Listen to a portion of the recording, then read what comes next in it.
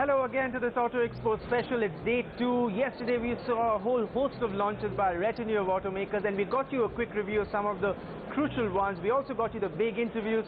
Today we thought we were going to do something different. I'm Ranajay Banerjee, and with me is Jamshed Patel. So Jamshed, what's on the menu today? Well, Ron, now that we've known what's happened yesterday and we have a fair idea of what's going to happen today, we've decided to give a more theme-based coverage of the 2016 Auto Expo. So over 3 segments, we're going to start off with all the activity in the luxury department. We're then going to move to a wider audience, so we're going to bring you the best cars in the sub 10 lakh rupee range. And in the third segment, we're going to bring you all the products that have received their mid-life product upgrades. Some very ubiquitous cars right there as well. So that's what's there on today's show. All right, with that, let's start the show.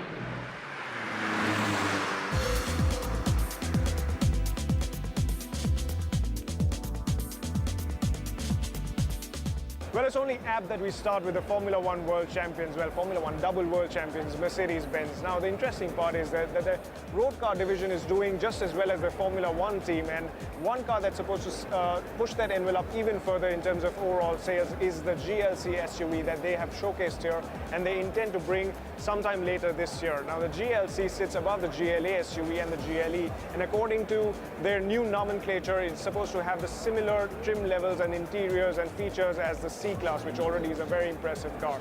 Now, on the other end of the spectrum, of course, last year you saw them launch 2 variants on the S-Class body form, which was the S Coupe and, of course, the S500 and the S600 Maybach. Now they're introducing, or at least they have plans to introduce later this year, the S Cabrio, which is set to build their brand image a little bit further. And speaking of Maybach, they're also thinking of introducing the S600 Maybach in the Guard form, which is the armored version of their S600 Maybach car. Perhaps a car that's fitting for our Prime Minister.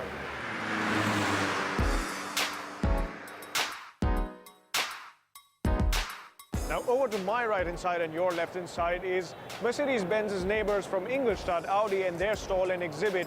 Now, let's find out what they have got to the 2016 New Delhi Auto Expo. Now, their first product and the most important unveil is their volumes driver. This is the Audi A4 sedan. Now, remember, back in the day when Audi became #1, this was the car that actually gave them that push to that #1 position. So, there's no details on when they will be coming out with this new Audi A4. We've seen it before at the Frankfurt Motor Show as well, so they've just got the same car down here.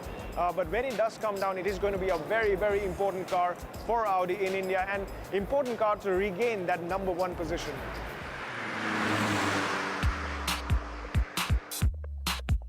Now, over to my left-hand side, and Audi's neighbors at the Auto Expo is BMW's stall, and where they have showcased 2 very, very important products. The first of which is the BMW X1, and the second is their flagship limousine, the 7 Series. Now, both these products have been launched here. They've not just been displayed, which means you can actually see the products here. You can go to a showroom and actually book these cars, and in that sense, BMW has been a bit unique in this luxury segment. Now, the X1, remember, is the car that started this entire trend of compact crossovers in India, which so many other manufacturers just followed right after BMW did. And that's going to be one of the major volume drivers for BMW to regain a lot of market share that they've lost over the years. The 7 Series, on the other hand, is going to help them regain that brand image that the 7 Series had. Remember, our Prime Minister also drives the 7 Series. Now, Bert drove that car in the US and came back very, very impressed.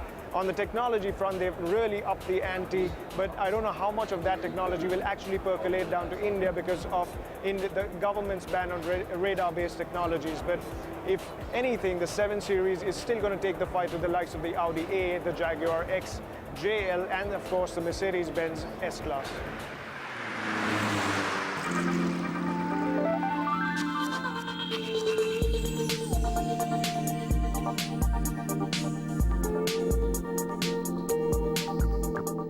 Now, Jaguar as a brand has meant a lot to a lot of people across the world, from its racing heritage to its bedroom wall poster-like road cars. But it's never really been a brand that's been very accessible, in the sense it's not very affordable at the lower end of the spectrum. But all that is about to change with that car right behind me, the Jaguar XE, set to become the most affordable car that you can buy from the Jaguar stable. Now, it's a very, very important car for Jaguar in a lot of markets like India. It's the second car that's based on their all-aluminum architecture. The first one, of course, has been on sale in India India, that's the Jaguar XF. Now the third car that's been on this display, which is based on this all-aluminum architecture, is a car that's changed Jaguar's brand image altogether.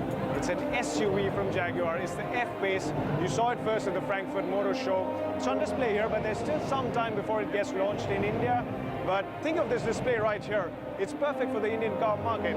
For the price conscious, you have the Jaguar XE, and for the SUV lovers in India, of which there are so many, you have the Jaguar F-Pace.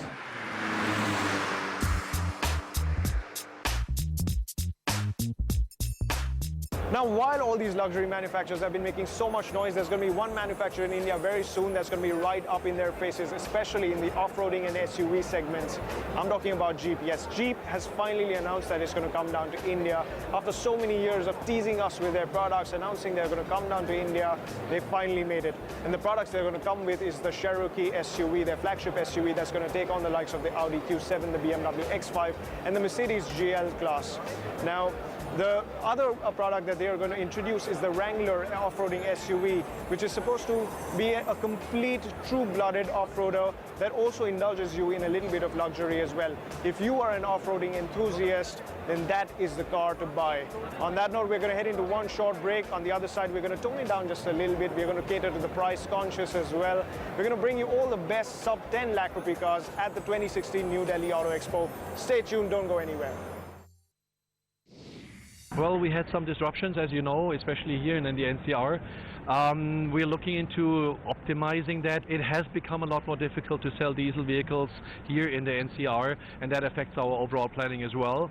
But we're very resilient, and we have a great product lineup, and we also are able to change over to petrol versions if customers need. From our perspective, the future is still with the diesel. Although definitely not on a Bharat stage 6 or 4. We all have to know that all these very high level of expectation have a cost. So this is something that we all need to work on, us as manufacturers, to decrease the cost as much as we can, but also see how the government can support us in terms of, you know, incentive or some kind of assistance, not to increase too rapidly the price of the car, or at least to increase the price of the car in line with the increase of the buying power in India. You will see on the Nissan brand stand that we are introducing a hybrid vehicle into the Indian market in the coming months. And obviously we have this whole array of technology which Datsun can borrow from.